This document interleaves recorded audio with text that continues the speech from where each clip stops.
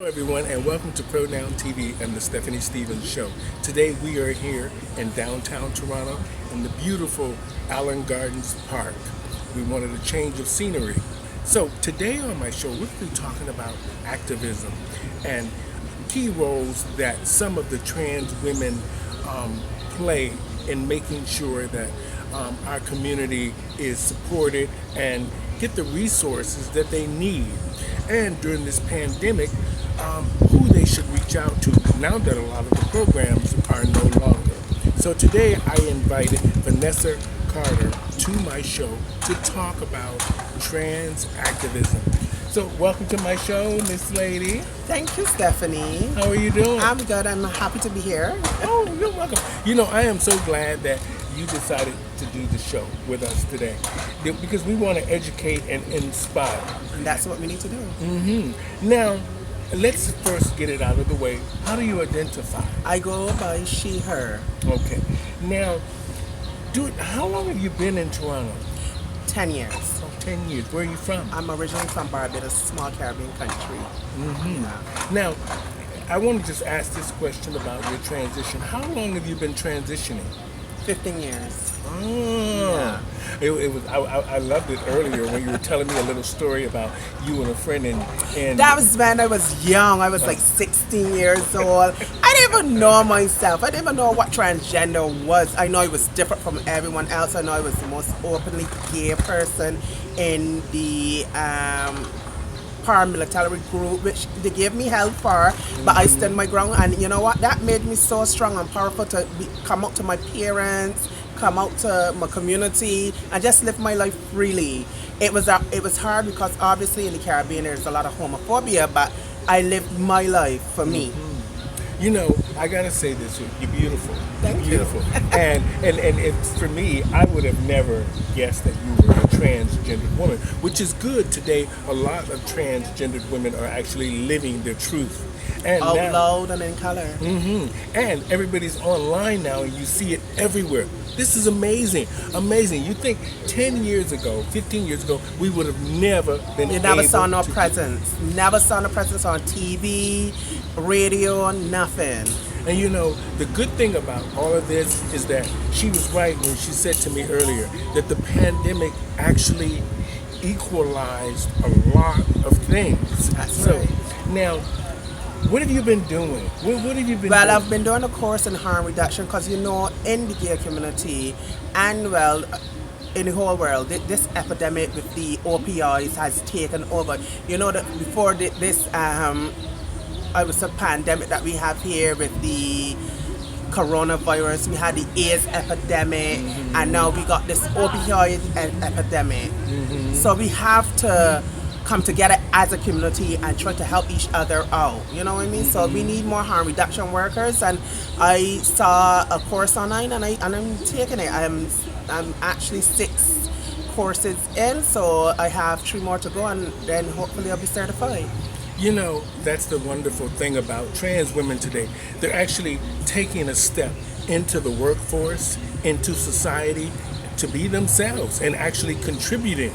And as you see, she's now educating herself to do better and to help others. I mean, education really helps us all. Education is key. Yeah, education and knowledge. Knowledge and education is key. Now, Let me say this a minute. You're never too old to learn. That's right. That's right. I say that all the time. And you know, if you're not on the internet these days, you're disconnected from society in a big sense. And you're disconnected from a lot of the resources that you probably could have if you were on the internet. You'll get to know who's who and where you can reach out to get this and that. And you know, what I like about you is that you were honest with me.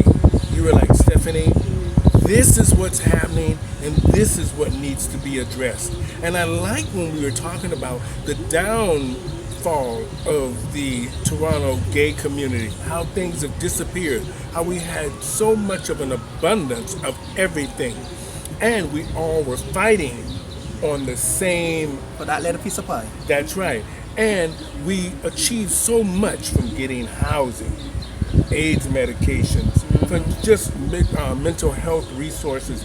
So many things that we achieved and now are kind of non-existent in our community, but supplied now by the government, but used to be controlled more by us helping each other. Now, what do you plan on doing now that the pandemic is slowly winding down and we're going sort of back to normal?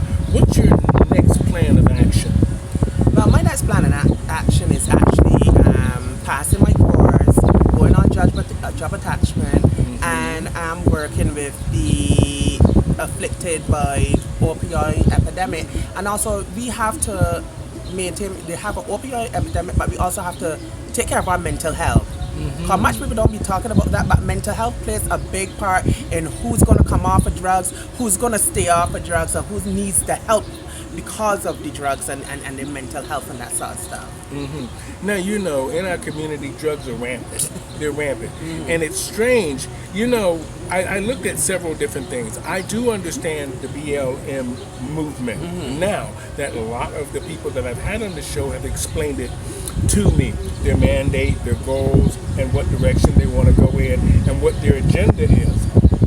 Now, what I didn't understand is because drugs are so rampant in our community and we don't see the police like we probably should see the police now, and you see all these people walking around, people that used to be part of our community, that is still part of our community because they're hanging around, either whether they know that the drugs are there or whether they know that that's where they feel comfortable or that's just what they call home or whatever. What do you think has happened in our community? You say you're fighting for harm reduction. What do you think, first of all, what has happened? I think what happened with the pandemic, we're isolated, and who hasn't been drinking, started up drinking, who was doing recreational drugs have now started off doing hard drugs. So obviously we have that compound isolation and drugs, so we're having the overdoses and that sort of stuff. But what I think we also need is a safe place for these people to go and do their drugs, so that if they do have an overdose and that sort of stuff, that they're monitored and somebody could come in and help them. That's the honest truth. I don't believe that we're enabling them, but we do need to help them. Not everyone wants to come off the drugs, but there's a time and place for everything, and we do need to help these people. Okay. Now, what do you think needs to be the first step to do that? Because a lot of the people in the community have went to these rehab programs, and the government has offered programs. They run programs out of the 519 that I don't think are as serious as they probably should be there to really help people. True. Because there's such an epidemic concentrated right in our community. So that means that there's a real issue and a real problem in our community central. Well, for me, I think we need to go and talk to the addicts, what they need. How can we help them? How can we help you? You know what I mean? Instead of we handing out care packages and kits and clean needles and that sort of stuff, but we also got to take care of their mental health.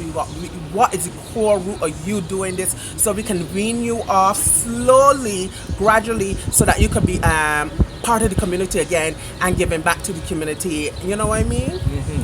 Now, I like the way you say it, frankly, because sometimes people need to be just told the truth. Yeah.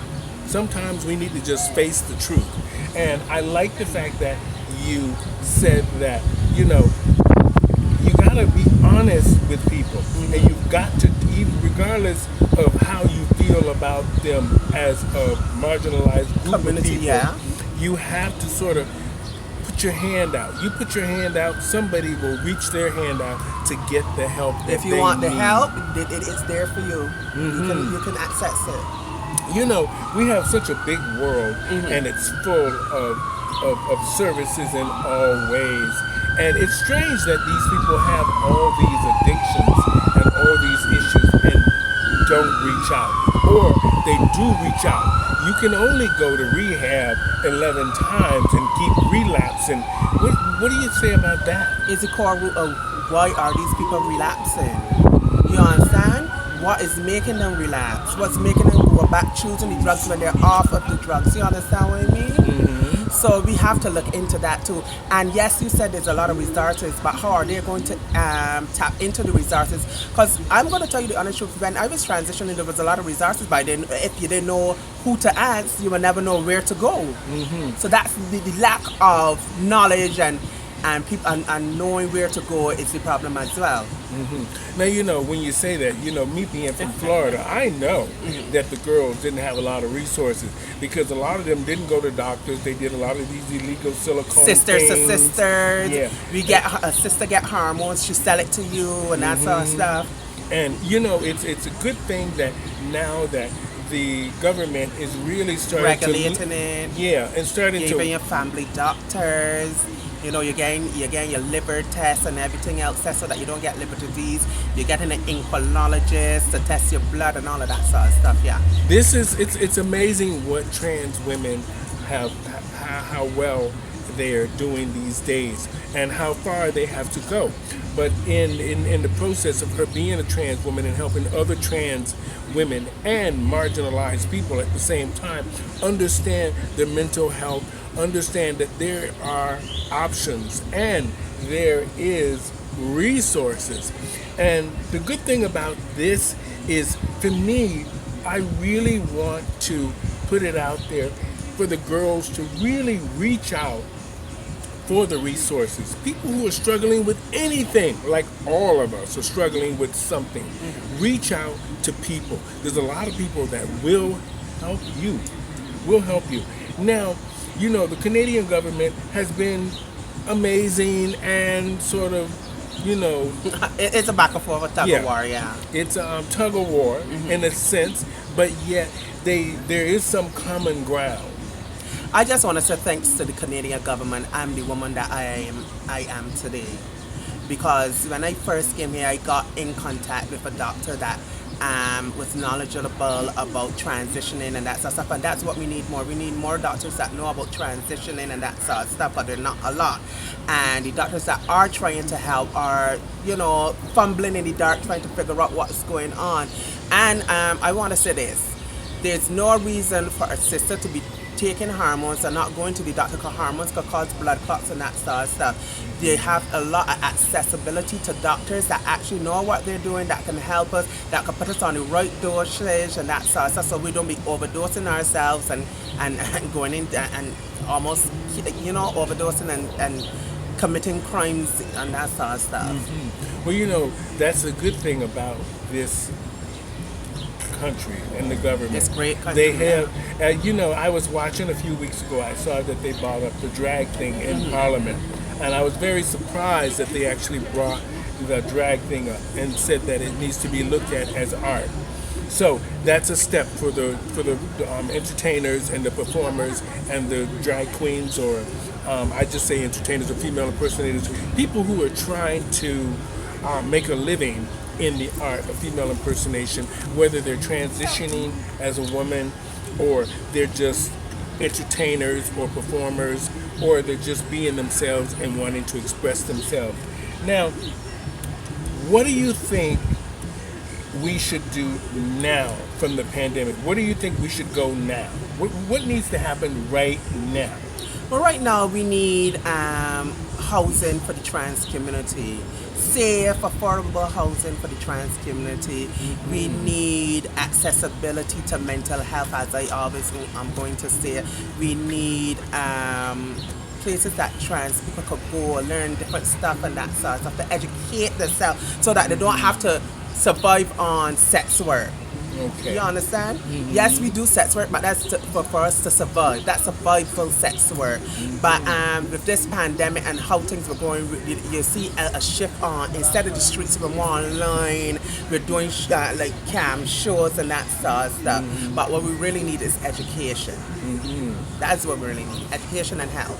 Well, you know, the good thing about all of this, at the end of the day, like you said, this pandemic equalized a lot of things. Now, trans women are being recognized all over the world. People all over the world are expressing themselves and being who they want to be. Now, you also see there's a lot of job opportunities for everyone. So now you see that a lot of the girls can work now. They don't have to resort to sex work. They now have an option because there's so many jobs coming available. Either you're a hostess, a dishwasher, a chef, and a lot of the girls, counselor. yeah, and a lot of the girls now are looking at other people across the world. These are resources for them to perform in other clubs, go to other cities.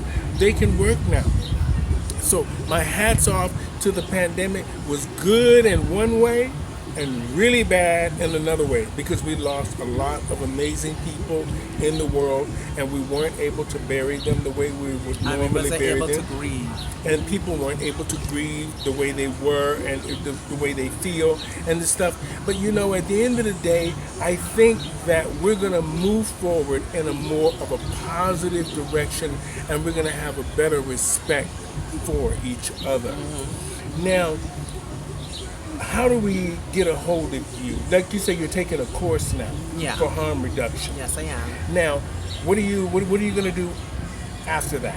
After you graduate? I'm going to work in an office trying to help my community get over this drug epidemic that is going on. You can reach me on Facebook and Instagram. On Instagram, I'm Tashir Carter. On Facebook, I'm Tashir Carter. So you can reach me on there. Yeah. Here on the show, she's Vanessa Carter. On Facebook, she's Tashir Carter. Yes, I am. So y'all check her out on Facebook.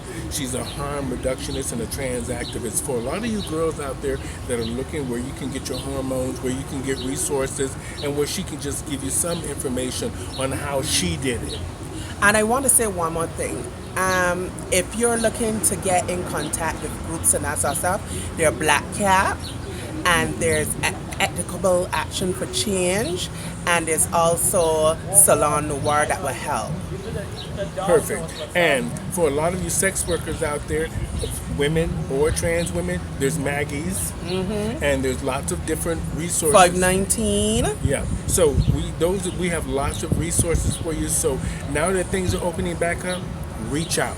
I want to say thank you to Vanessa Carter, aka Tashir Carter on Facebook, for being on my show today. I want to thank you guys so much out there in TV land and YouTube, Facebook, TikTok, Twitter.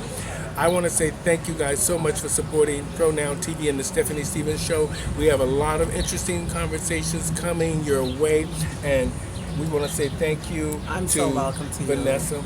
She traveled all the way down here to do this for me, so thank you. And hopefully today we helped educate and inspired someone out there.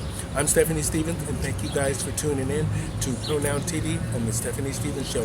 Have a great week, everybody. Bye, guys.